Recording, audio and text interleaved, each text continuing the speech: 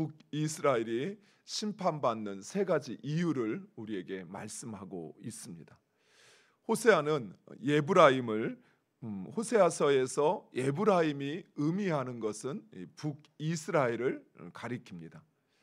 이 예브라임은 북이스라엘 지파 10지파 가운데 가장 뛰어나고 가장 강력한 지파였습니다. 또한 이 북이스라엘의 초대 왕이었던 여로보암, 이 여로보암이 바로 이 예브라임 출신이었던 것입니다. 이러한 예브라임 곧 북이스라엘이 망하였다라고 말씀하고 있습니다. 물론 이 말씀이 선포되던 당시에는 북이스라엘이 승승장구하던 때였습니다. 그런데 호세아 선지자는 이처럼 잘 나가고 있던 북이스라엘이 망할 것이다가 아니라 망하였다라고 말씀하고 있습니다. 이처럼 이스라엘이 망하였다라고 말하는 두 가지 이유가 있습니다. 첫 번째는 이스라엘 곧 북이스라엘의 영적 상태가 이미 망한 상태라는 것입니다.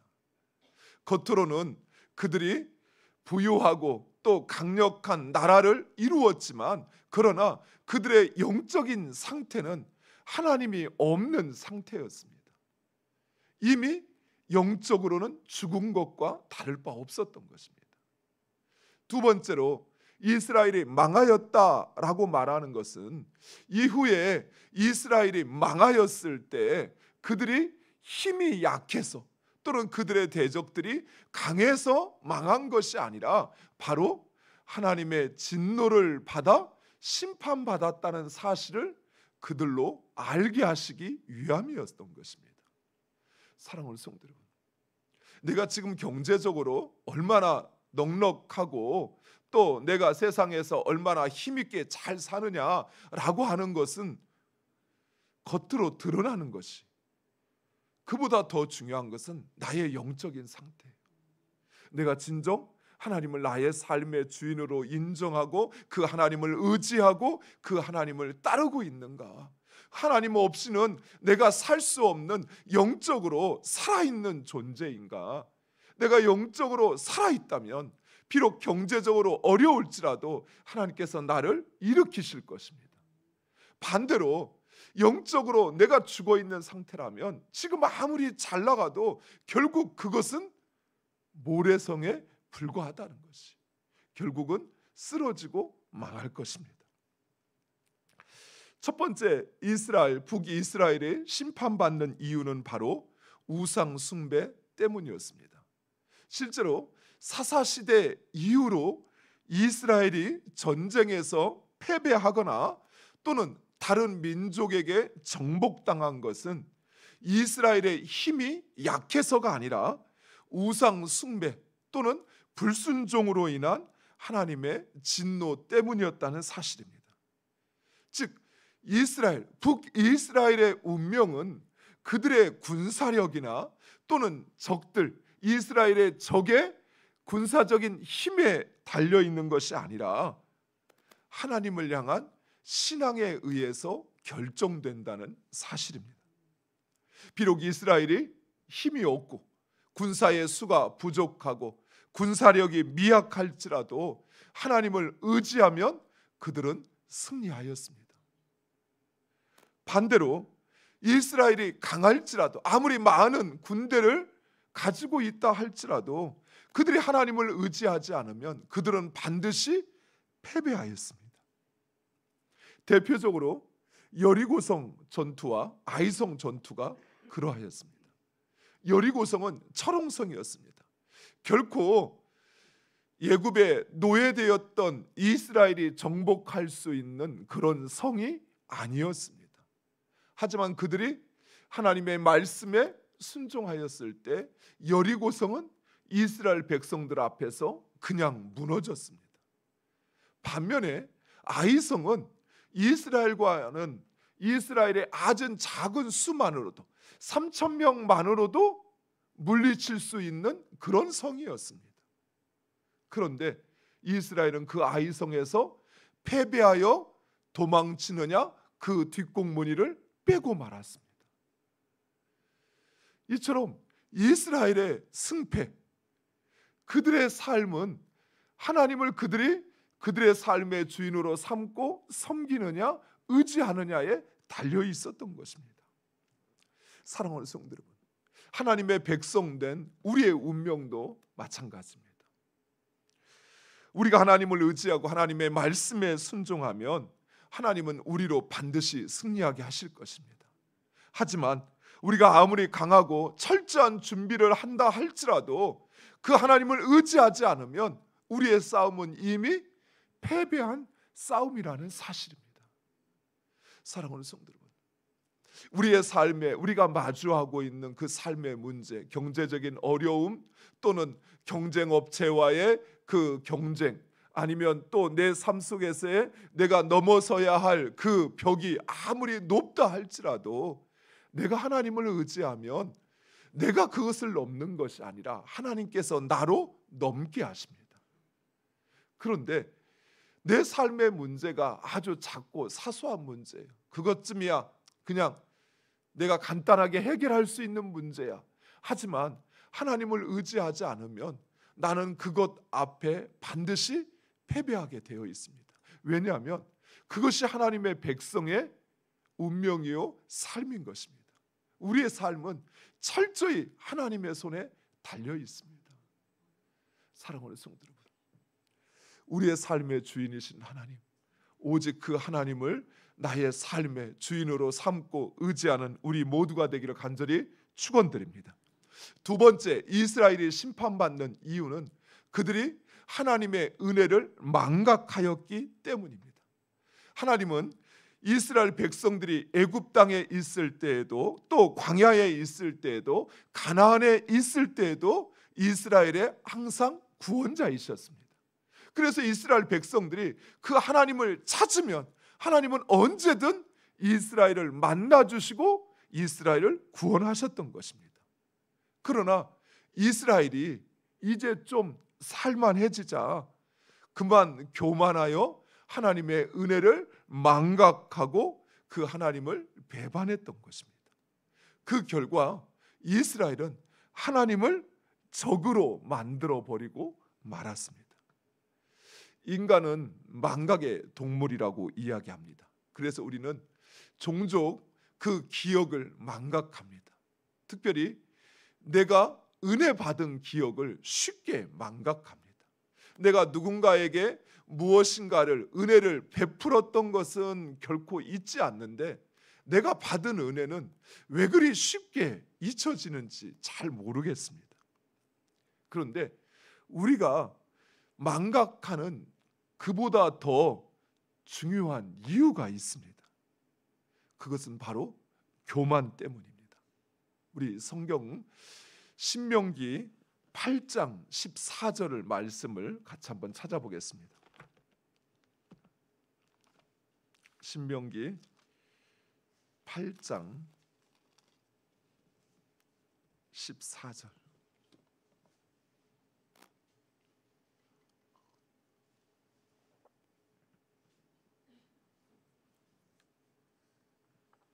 펴서 그대로 놓고 우리 14절 말씀 같이 한번 읽겠습니다. 내 마음이 교만하여 내 하나님 여호와를 잊어버릴까 염려하노라. 여호와는 너를 애굽 땅 종되었던 집에서 이끌어 내시고. 아멘. 하나님을 잊어버리는, 하나님이 행하신 은혜를 잊어버리는 이유는 바로 내가 교만하여져서. 그러면 내가 교만해지는 이유가 무엇일까요? 우리 그 바로 앞에 있는 12절과 13절 말씀을 같이 한번 읽겠습니다. 내가 먹어서 배부르고 아름다운 집을 짓고 거주하게 되며 또 내 소와 양이 번성하며 내 은금이 증식되며 내 소유가 다 풍부하게 될 때에. 아멘. 배부르고 등 따숩고 걱정이 없을 때 우리는 그 하나님을 잊어버리고 그만 교만해지는 것입니다. 사랑하는 성도 여러분, 하나님을 잊어버린 민족에게는 미래가 없습니다. 실제로 그랬습니다. 하나님 없는 모든 제국들은 역사 속에서 사라져버리고 말았습니다. 하지만 이스라엘은 제국도 아니요, 그 조그만 땅에 거하는 민족이었습니다. 그러나 이 이스라엘은 인류 4,000년의 역사 가운데서 여전히 그 명맥을 유지할 수 있었던 것, 그것은 바로 그들이 하나님을 잊지 않았던 것입니다. 사랑하는 성도 여러분, 우리 역시 마찬가지. 하나님의 은혜로 우리가 살고 우리가 누리는 그 모든 것을 깨닫지 못하고 마치 처음부터 그것이 내 것이었 양, 또는 내 노력으로 이룬 것인 양 우리의 마음이 교만하여질 때 우리는 반드시 멸망하게 되어 있습니다. 하지만 이 모든 것이 하나님의 은혜임을 항상 기억하고 그 하나님 앞에 감사하며, 그리고 그 하나님의 은혜를 구하는 자, 하나님은 그를 긍휼히 여기시어서 그에게 한량 없는 하나님의 은혜를 베푸시는 것입니다. 마지막 세 번째, 북이스라엘이 심판받는 이유, 그것은 그들이 하나님을 대적하고 배반한 것에 대한 형벌이었습니다. 이스라엘은 하나님의 은혜를 망각하는 것에서 끝나지 않았습니다. 나아가 그들은 하나님을 대적하였습니다. 그 첫 번째가 바로 하나님을 버리고 왕을 선택한 것입니다. 이스라엘은 하나님을 버린 것이 아니라 우리가 왕을 통해서 하나님을 더 잘 섬기겠다 말하였지만, 그들은 왕을 세우는 순간 그들의 삶에서 하나님은 점점 잊혀져 갔던 것입니다. 급기야 그들은 하나님을 버리고 이방 우상과 이방 민족을 섬기기 시작했습니다. 심지어 하나님께서 그들을 깨우치기 위하여 하나님의 사자들을, 하나님의 사람들을 그들에게 보내서 하나님의 뜻이 무엇인지, 그리고 그들이 처음부터 그 은혜를 누렸던 것이 아니라 애굽의 노예되었던 자들인 것을, 광야의 방랑자였던 사실을 일깨웠지만 오히려 그들은 교만하여 하나님을 떠나 그들에게 주어진 마지막 기회마저 차버리고 말았던 것입니다. 오늘 본문에 이러한 북이스라엘에게 남은 것은 오직 처참한 사륙과 약탈뿐이다라고 이야기하고 있습니다. 하나님의 사랑을 배신한 책임은 피할 수 없습니다. 사랑하는 성도 여러분, 성경은 우리에게 두렵고 떨림으로 너희 구원을 이루라라고 말씀하고 있습니다. 우리는 이 말씀을 결코 가벼이 들어서는 안 됩니다. 우리 안에 있는 여전히 온전히 성화되지 못한 죄된 본성, 그것이 하나님을 망각하게 하고, 그리고 하나님 아닌 나의 욕심과 나의 정욕을 쫓아 살아가게 하고, 그리고 결국에는 하나님을 나의 대적으로 만들어 버리는 것입니다. 그것이 바로 멸망하는 인생이 가는 길입니다. 오늘날 사단은 우는 사자와 같이 두루 삼킬 자를 찾아다닙니다. 사탄이 두루 삼킬 자가 누구일까요? 그들은 바로 교만하여 하나님의 은혜를 망각한 사람입니다. 하나님을 자신의 적으로 만들어 그 하나님을 대적하는 사람들입니다. 사단은 그들을 무너뜨리고 그들을 하나님의 자녀로서 살아가지 못하도록 끊임없이 유혹하고 도전하고 있는 것입니다. 우리가 그들의 먹이가 되지 않기 위해서는 무엇보다도 말씀과 기도로 깨어 있어야 합니다. 지금 내 마음에 있는 생각이, 내가 내리려고 하는 결정이, 또 내가 하려고 하는 그것이 진정 하나님께서 나에게 원하시는 것인지, 그것을 끊임없이 말씀으로 묻고 또 행하는 내가, 그 일을 행하는 내가 하나님을 중심에 놓고 그 뜻 가운데 행하기 위해서는 말씀과 기도로 무장해야 하는 것입니다. 말씀이 없으면 하나님을 잊어버리게 되어 있습니다. 기도하지 않으면 그 하나님의 뜻을 헤아리지 못하고 뜻 가운데 있는 것이 아니라 자기 뜻에 서 있을 수밖에 없습니다. 사랑하는 성도 여러분, 이 땅을 사는 날 동안 하나님의 백성된 우리는 하나님 없이는 결코 살 수 없습니다. 그 하나님의 은혜와 구원 없이는 결코 살아갈 수 없습니다.